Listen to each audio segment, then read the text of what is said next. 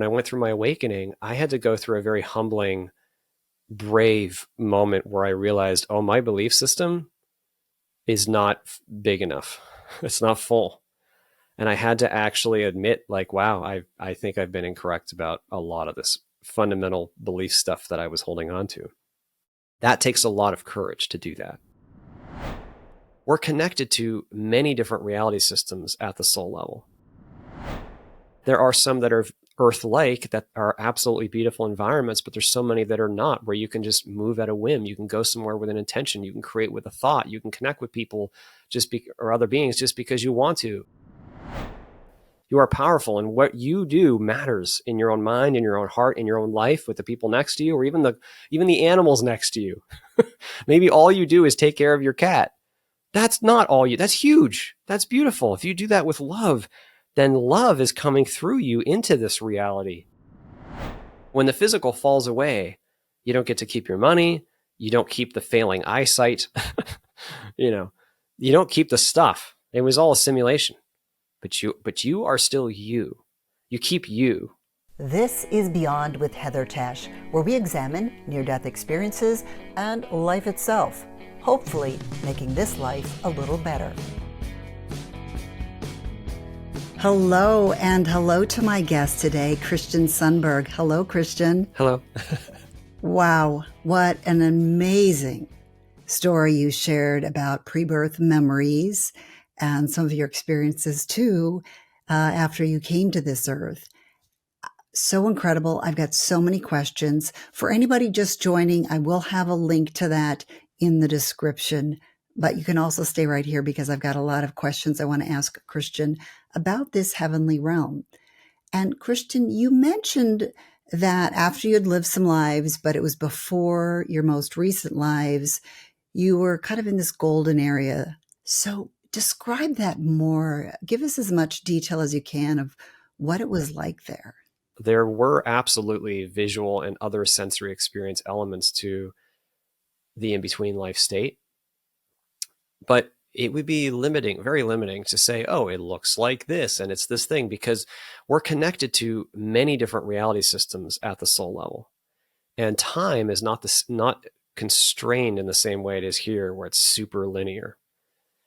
So when you take away those constraints, it's like kind of like all places and also specific places. So how do I answer that? Because like it would be a little bit like saying, I don't know, on your computer, if you weren't playing your video game, tell us what it was like on Earth. Well, man, there's a lot you can do on Earth that isn't anything like a video game. You can go play tennis. You can go run. You can play a different video game. In fact, there's thousands of them to play. It's kind of like that at the soul level. There's just an incredibly vast opportunity for experience. So now I don't have full recollection of all of that. I'm still very much veiled. But I do remember engaging in activities of what I would call energetically creative activities, creation of thought form and art, types of artistic expression in environments where energy and intention was refined, both individually and as a group. I remember visiting reality systems that did have very much physical appearances. I also remember visiting this reality system, our universe. I don't know how to label this, but there's some kind of a layer of the astral, or whatever we're calling the thought responsive reality immediately above our own, that kind of overlaps our reality. And I remember moving through that at incredible speeds and viewing and visiting galaxies and stars in our universe many, many, many, many, many years ago, early in the life of the universe. And being in awe of them and sailing through them and feeling this aliveness in this, actually even in space. I know that space is physically a void, but space, like everything else, is ultimately of consciousness. So it's not empty. Anyway, so it's really hard to answer that question because it's such a multiverse of potential experience that how can you touch any of them? There are some that are Earth-like, that are absolutely beautiful environments, but there's so many that are not, where you can just move at a whim. You can go somewhere with an intention. You can create with a thought. You can connect with people or other beings just because you want to. You also belong to groups, collective consciousnesses, you could call, that are kind of working on things together. So how do you describe that? Yeah, very difficult question to speak to. Do you think, or do you know, if you have had lives outside of Earth? And if so, like, Yes. do you do all these Earth lives and then maybe you do somewhere else, or do you kind of go back and forth to different places? So again, time gets kind of wonky and it's difficult to speak to because there is a sequence, there is a soul time that is very normal and logical even, but it's not constrained the same way that our linear time is. So the soul can, the way we would put it is it can do many things at once. It is doing many things at once, like even right now. But to your question, yes, I have had experiences that were non-human. I'm aware of at least one non-human experience on Earth. Uh, Actually, I know this sounds wild, but I remember being a migrating bird of some kind. That was a very spiritual experience, actually, but very physically rigorous. I remember a huge physical rigor and some perceptions, and like there was no cognitive element to it. It was not human, but there were definitely certain like perceptions that were very unique. They feel very alien from the human point of view. But I also remember having at least one experience in a non-human intelligent civilization in our universe. I don't remember much about it, but I do remember a few things about it. And that was a very much higher vibration civilization versus where the collective consciousness of humanity is right now. I don't remember a lot about it, but I remember it was physical, but they also had, I guess you would call it non-physical mastery, some non-physical awareness and connectedness that would be quite strange to humans. I remember there being a quality of intention there. That's a term I love to use, but like a certain uh, refined and evolved goodness that was just so normal. There seems to be so much complexity to what is beyond this life. Mm-hmm. And here in this life, we often have this vision of heaven and its beautiful cities and it's all lit up. And you do hear some people coming Yeah. back Mm-hmm. describing this. Where does that fit in? Okay. Because Yeah. So let me make a comment here. So consciousness is first. The form that it entertains is subsequent. Okay, so the reason I'm saying it that way to start is because when we come to Earth and we are veiled, we then entertain a bunch of forms, objects, thoughts, ideas, belief systems, religious traditions, buildings, gardens, roads, grass. In our novel experience of the form here, we then take that with us. And so in thought responsive reality systems, we can and do create extremely beautiful, even perfect Earth-like environments. Because we like buildings, so we make buildings. We like roads, so we make roads. We know these things. We find ourselves in them, you could say. We have a form association with them. We take joy in them. Like we are incredibly powerful artists. Like we're like creative masters. And so form is just a type of creativity. It's just a form of creativity. So if the forms of Earth appeal to us, yes, we may go to what we could call astral realms that are very Earth-like. We may go there for long durations of time, hundreds of years perhaps, and experience Earth-like lives in some way. Does that mean that is the other side? It's just it's a part of the other side. I mean, really, there's no other side. It's all one thing. And there are many different reality systems that all have different rules. Consciousness is extremely deep and vast in what it can know and what it can actualize. So I don't know if that speaks to your question, but so I'll say that, so like basically, if you resonate into something, you tend to get that. Because as consciousness, we have a certain nature and we tend to align with that nature. So in thought responsive reality systems, you tend to align into your nature. Here on Earth is kind of an unusual circumstance set where you might be thrown into a room with a bunch of people that you don't resonate with. And now you're going to have to just make choices and deal with it. But in higher systems where you can move with a thought, you can change location with a very simple intention. Before you can even finish thinking the thought, you can change your location. In systems that are so that unlimited, the nature of your being, the nature of your vibration, what you resonate with, what you associate with, what you choose, those will send you, you could say, or bring you, not just send you, but you will bring yourself into reality systems that align with that. Because that's what you chose, whether or not you even are aware at a certain personality level that you're choosing it. You know? So, how does religion play into all of this? Yeah, religion is, I'm not underplaying religion. Humans benefit from the use of a form set to pursue the divine. You know, we live in a world of form, so many humans benefit from a system of form. You know, a system of traditions and beliefs and symbols and stories and practices. Those things really help make it tangible for us, you know, because what else have we got if we're so form focused? The thing is, though, the nature of being fully transcends all the form of earth. It transcends the words we can come up with, the books we can write, the systems we can generate on earth. It transcends them. Now, our being can shine through them. We can utilize the forms, but it doesn't mean that the forms themselves have the intrinsic truth or, you know, or power. That's not how it works. They're traditions that can be useful and beneficial, but because they are traditions of a definition, they have limitations, of course. And here, because our limitations on earth are so extreme, our traditions tend to have some pretty hard limitations built into them too.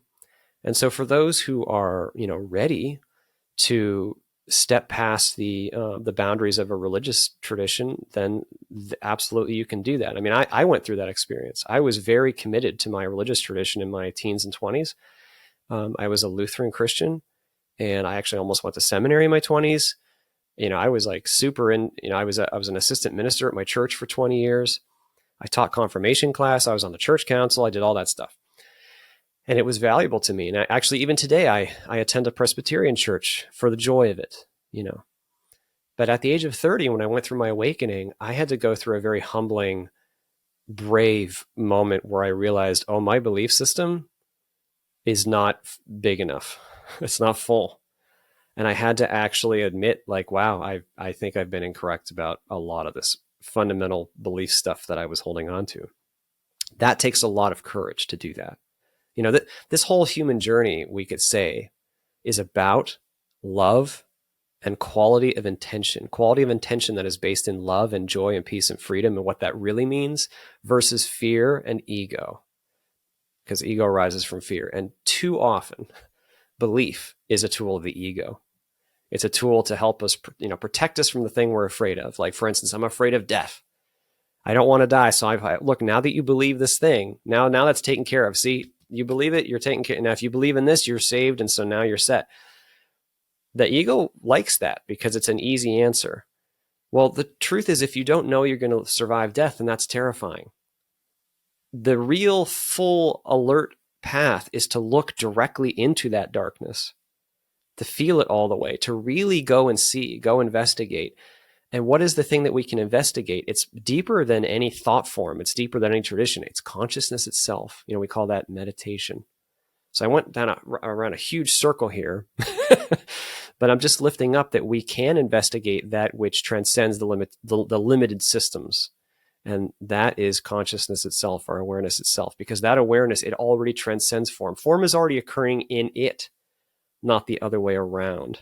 You know, so when we can deeply then investigate and know our consciousness itself and explore it very objectively, we tend to automatically release our death grip on these forms and on this need for certain systems and words, and we open ourselves up to the much freer, larger, you know, unlimited, unbridled joy and authenticity that we really are. I thought it was interesting that when you were learning about your life, there were all these possibilities. And first of all, were you learning or were you planning? So it was both. Okay. I reviewed the life as learning because they brought me, okay. So every life context is like a package, you know, and they bring you this package and they're like, hey, what do you think of this package? And you open it up, and inside this package is everything that this life means, this body, these parents, this mother, this father. In fact, I saw my mother and father meet before I had even incarnated. I saw their meeting moment at a bar. Did they verify that? They did. They did verify that later. But to me, what I saw was less about like, oh, look, they're standing in a bar. Like there was that wasn't important. What was important was actually the quality of the love they felt for each other. I felt that because my father had a certain essence and my mother had a certain essence. And every two individuals that have love for each other, it's like a really beautiful, unique color combination or something. I don't know how to describe it. I could see that and feel that, you know. So it was a review of what the entire life was, but also as I reviewed it, I asked questions, I made requests.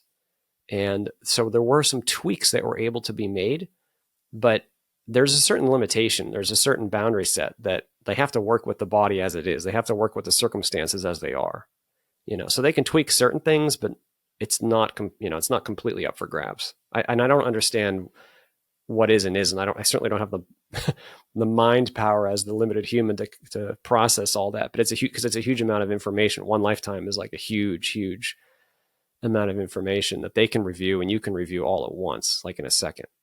If you see all of these possibilities, mm-hmm. and we often hear people say they see glimpses of the future. Mm-hmm. So are those just possibilities that they are seeing? Yeah. So, so the system recalculates the probabilities constantly as the simulation unfolds. Tom Campbell, the physicist and consciousness explorer, talks about this in more detail, but he says that happens at 10 to the 23rd power units time per second or something like that the universe is recalculating the probabilities as choice making is occurring. And then the system retains all of the unactualized paths that it calculated, as well as the one actualized thread in a database.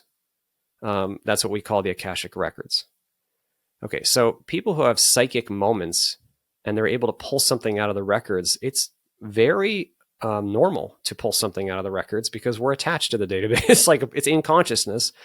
So a psychic might grab information right out of there. That information is like all the data. So it can look like a full-blown first-person sight, sound, touch, like you're there. You know, it can look like its own reality system. But it's not. It's just a recording. It's something that could have happened but didn't, you know, versus the one thread that we're all choosing that is actualizing. And so it's common for us to pull information out of the database, and there are probabilities associated with those paths. Sometimes a path is extremely energetically likely, and sometimes it's not, or sometimes it might be, you know, somewhat likely, and then the energy shifts as we make choices. So yeah. It's interesting. I'd never heard that not only was the actual path in the Akashic records, but also potentials that may not have ever happened. Is that correct? Yes, because it's useful. And how is it useful? It's useful because after the life, you can look back and be like, wow, what if I would have like married that person? And the system doesn't, I mean, it's practically infinite, okay? But it's not technically infinite. That's my understanding of it. It's just huge, but it's not perfect. But it's really good. You know, it's working on a huge amount of wisdom over many iterations of experience. And so it will hand you the most likely, oh, okay, well, probably this is what happened. If you married this person, it would look like this. That would have happened here, and this would have happened. And then you can review it, and you can kind of learn, you know. This whole thing is like a learning simulation. And the learning we do is not just intellectual learning, it's being level learning by being something, you know. So post-life, you can go and you can be like, wow, if I would have made that choice, what would that have meant? And if you're wise, and because the thing is, wisdom is not automatic even, actually. You still have to make a choice, and you have to wield an intention even on the other side.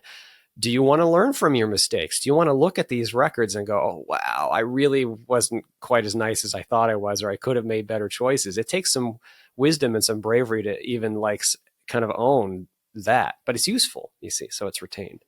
And yet some of the things that we may say, oh, I wish I would have made a better choice because this wouldn't have happened.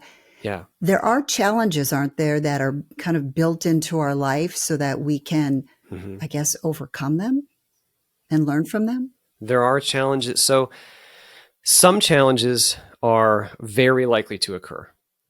Like in my case, I contracted, so to speak, 10 to the 23rd power units time per second. And so it was a this experience of having physical ailment and being crushed by it. Actually, it wasn't even certain that that exact form it took would be the form, but if it wasn't that form, it would have been another. Like it was kind of built in. It was very likely to happen because that offered the opportunity, you see. I mean, the human ego doesn't like that because we're like, man, I don't want to have signed up for some suffering, but that's not what it's about. It's not about signing up for suffering. It's about signing up for context and contrast. It's a little bit like saying, why would you ever get off the couch and go for a run? You know, I've used this metaphor before, but if you're sitting on the couch all day and you're super comfortable, why would you go outside and run 2 miles? Why would you put yourself through stress and pain? Why would you do that? Well, because it allows an invigoration, a strengthening. You can actually come back to the couch and experience the couch in a new way that you couldn't. It's actually more enjoyable to be on the couch after you've gone for a run, you see. So all of the contrast of our reality system is like that. It's an offering. It's not a curse or, you're not doomed to suffer. There is pain that's going to occur, but I differentiate pain and suffering. Pain being there's going to be physical pain. If you have a physical body, you're going to have pain here or there in lesser or greater, much greater degrees potentially. But what do you do with the context? You see, that's the key. It's not necessarily what arose. It's not necessarily what challenge arose. It's what did you do with it? How did you respond? What quality of intention did you wield into it? What choice making did you wield through it? That's what matters, you see. And if we don't choose fear, if we choose love and peace and acceptance and freedom and authenticity, if we choose that even when things are hard, the suffering drastically diminishes or even vanishes, the suffering part of it. Because suffering is related to pain, rejection, or fear and rejection. You know, it's like the pain of rejection, the pain of the negative story we put on what has arisen. That's the vast majority of the negative in this life. So it's not that we come to suffer, it's that we come to lift a heavy weight. Lifting a heavy weight is just neutral. It's not bad. You know, if you go to the gym and someone's lifting 300 pounds, they're not afraid of the weight. It's just heavy, you know. And that's kind of how it is with the circumstances of life. Maybe you come down with a health issue, or maybe you've been abused, or maybe you are in a war-torn context. What do you do with it? It's just ultimately it's a deep simulation. It's not even fundamentally real anyway. The question more is, who are you in it? Who have you chosen to be in it? You know, see, what consciousness can you bring into it? What level of alertness and ownership of your own self can you bring into and through it? That's what this is all about. See, because that quality of being, that quality of intention, you get to keep that. You know, when the physical falls away, you don't get to keep your money. You don't keep the failing eyesight. You know, you don't keep the stuff. It was all a simulation. But you are still you. You keep you. You keep the refined quality of intention that you refined through the context. And then that is a very powerful thing.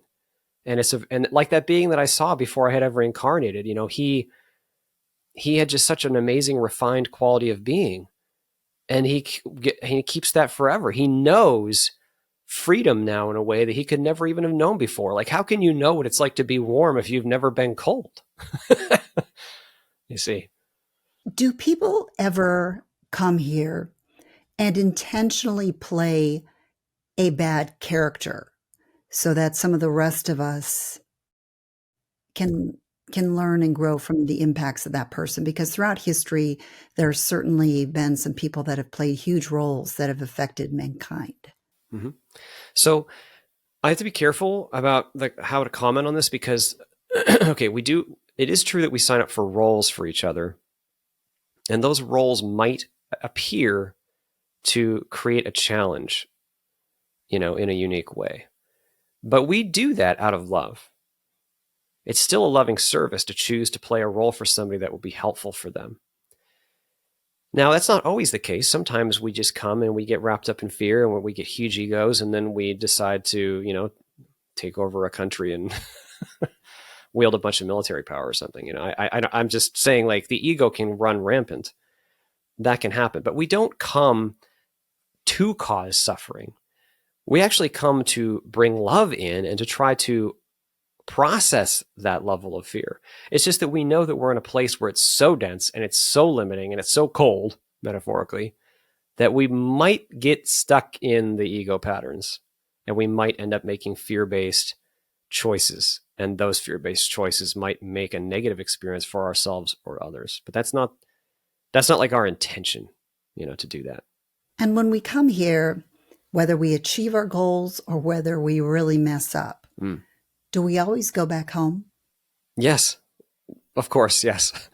Yeah, no, it's a simulation anyway. You can't not be what you really are. Now you may get form associated for a while. Even post-life, actually, you might still really be focused on some form that you haven't fully integrated yet for a time, So you might visit a lower astral realm for a bit, or even a higher astral realm, whatever. I'm not careful about the language. I'm just saying that if there's a form set that you're still working through, okay, you can go experience that.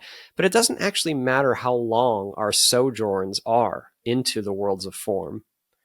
We always return back. It is the nature of consciousness. It's like the out breath and the in breath. So above, so below. We have seasons. We have lifetimes. We have, cycles. Even the entire universe. I remember, I know this sounds wild too, but I remember knowing this universe was not the first. And it was like at the beginning of this universe, it was like the time to do it again, but now even more, now even deeper. And it was like this cycle back out into this incredible experience of form. And then we return, So returning it's our destiny. It's not avoidable. Like you can't not be what you are, whether it's a short path or a long, painful path. That is more up to you, how much you get stuck in fear and ego and the pain. When people get stuck, that may be some of the things that people consider sort of a hellish experience. Yes, that's possible. See, but hellish experiences happen on Earth too, or in thought responsive reality systems where we're similarly stuck on a fear pattern. Like fear is hell. Just put it that way. Fear is hell because it's buying into a perception that is not the truth. At its root, it's buying into a perception of powerlessness or being unworthy of love, shame, some negative self-perception that is not the truth. When we really perceive something that is not the truth of unconditional love, peace, freedom, and joy, it hurts. And then when we act from that hurts. That is hell. Rejection of the circumstance and being in fear. Being in fear is hell. So that happens while we're entertaining a physical environment, and it can technically, temporarily, happen in a lower vibration, thought responsive place where we are focused into some pattern. Maybe it's a pattern we learned on Earth. But that's just because we need experience to integrate experience. It doesn't mean that it's forever or something like that. That's not how it works. Duality itself is a creation. It's not even fundamentally real. It's just it's like a huge artistic, creative tool. I don't mean to underplay the depths of suffering that occur on Earth or elsewhere. I'm not trying to make light of that. I'm just identifying that duality itself is not even fundamentally real. So yes, we always do eventually return to the fullness of being. But now having gone into duality and back, we've created this space, you see. It's like digging out a cavern. So now as we return to the fullness of being, now we know what it's like to have been cold or hungry or powerless or whatever. Now we know what it's like to have been angry for 3 lifetimes, but then to actually overcome the root fear that led to that anger and to be empowered in a way where anger is never necessary again. Now we actually get it, and that is a deepening and a refinement of the being that is precious to the soul. Christian, since many of us have forgotten, who are we? We are multidimensional beings of love and peace and freedom and joy. We are drops of the one ocean, but I also love the Rumi quote, you are not just a drop in the ocean, you are the mighty ocean in the drop. That's who you are. Wayne Dyer said something like, you are altogether God and God is altogether you. This is not blasphemy. This is your identity. It doesn't mean like you are God in the ego sense. It means you are a part of the whole. You are You are the consciousness that you are shining through. You are God shining through this in your way as your precious sovereign drop. So what is that drop? It's a part of the ocean of all that is. It's beingness that has no description. It's life itself with a capital L. It has no words, but it gives rise to all things. It shines through all things. And yet it is beholden to none of them. Nothing can ultimately harm it. You know, that's what we are. We are absolutely total and complete love and peace and freedom and joy that has nothing to fear in all these worlds of form. And that is the most important message we can share with each other. Like, you don't have to be afraid. Like, whether it's here or somewhere else, you don't have to be afraid. I'm reminded of a very simple, this is kind of a tangent, but I remember this woman asking Tom Campbell one time, well, if I go out of body and I meet a demon, what should I do? And he thought about it for a moment and he said, give it a hug. Now that may sound facetious, but it's not, because love is the true power. No matter what form is before us, if we can choose to be more loving and authentic, because our authentic self is love and peace and joy, more joyful, more peaceful, if we can choose freedom, even when the context has arisen in the way that it has, whether it's here or some other system, that is beautiful because it aligns back to the truth of who we are.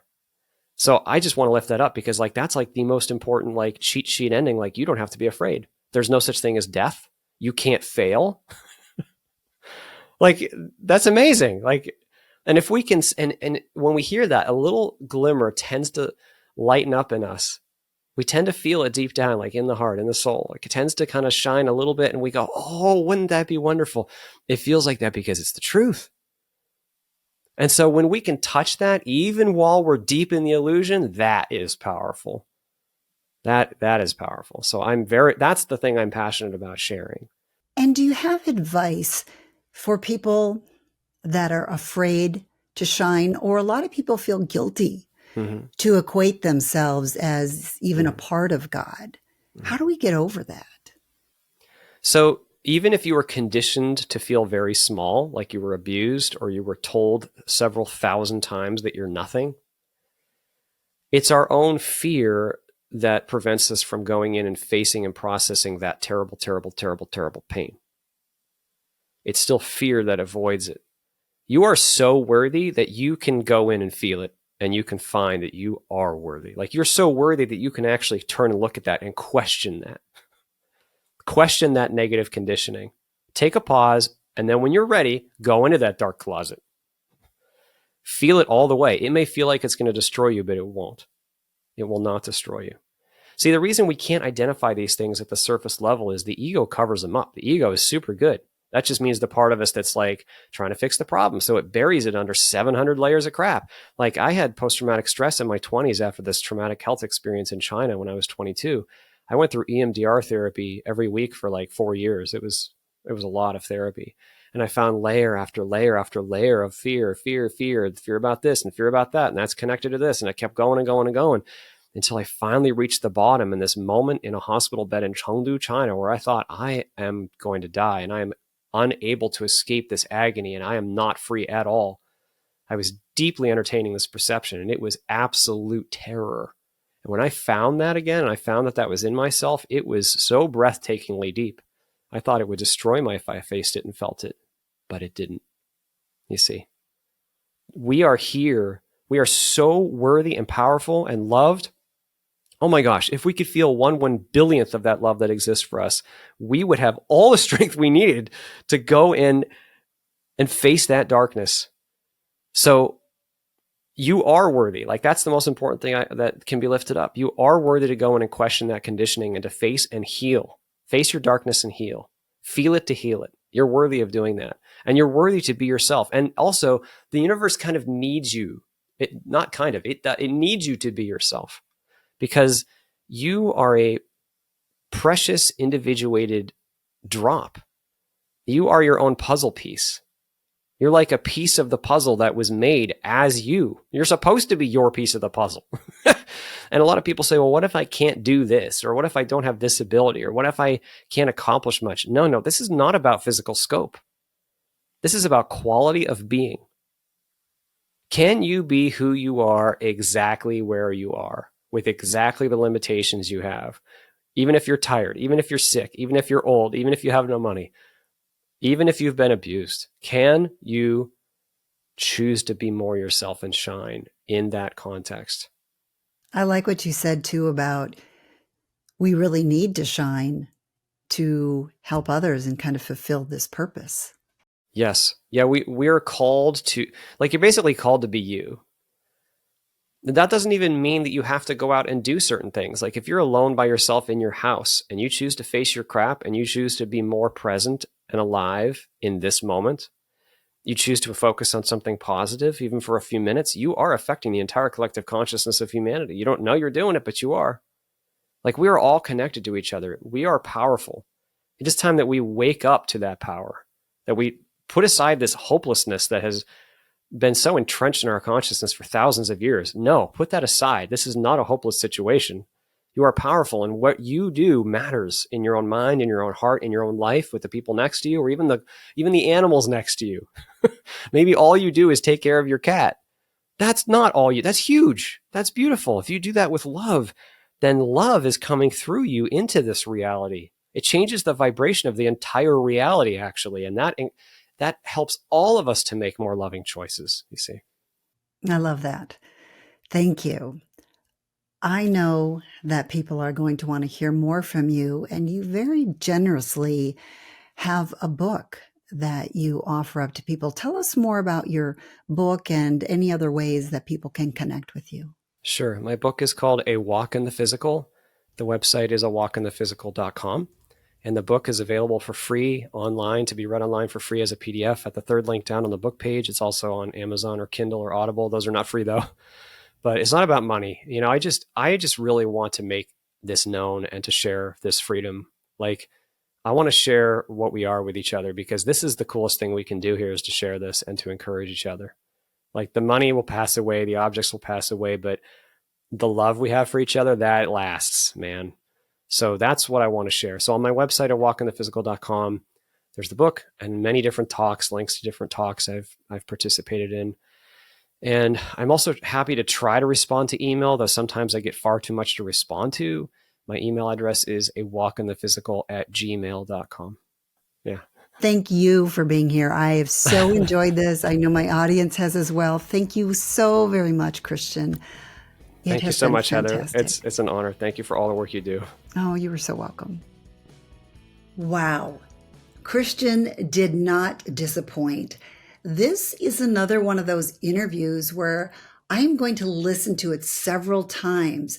There are some new concepts here. And then sometimes when I listen to it multiple times, I'll get a better understanding of what he is saying, and I get a better picture in my head. But there were so many things that he talked about. Multiple reality. He talked about things that he recalled from eons ago. I mean, that's hard to even fathom. He also talked about non-human lives, both here on Earth and then also elsewhere. Bubby decided to join us. And then just all these possibilities that are planned out before we come to Earth. So I would love to know, of course, what you thought of all of that. So put that in the comments, or if there's something new that you're considering because of what Christian said, or opened up a little bit of a window in your mind, I would love to hear that. So put that in the comments. Otherwise, you can just go ahead and say, I made it. That is great as well. Thank you so much, everybody, for subscribing, for liking, and thank you so much for sharing this episode or other episodes with your friends. I do really appreciate it. You can always, of course, find all of my episodes. If you go to the description, that's where you'll find a link to that. Thank you, everybody, for being here. I loved listening to Christian, and I hope you did as well. Thanks for joining me on Beyond with Heather Tesch. Please add comments and questions you'd like future guests to answer. Also, if you liked what you heard, please hit the thumbs up button and subscribe. That'll help keep this podcast going. You can also go to Beyond with Heather Tesch to look for more episodes.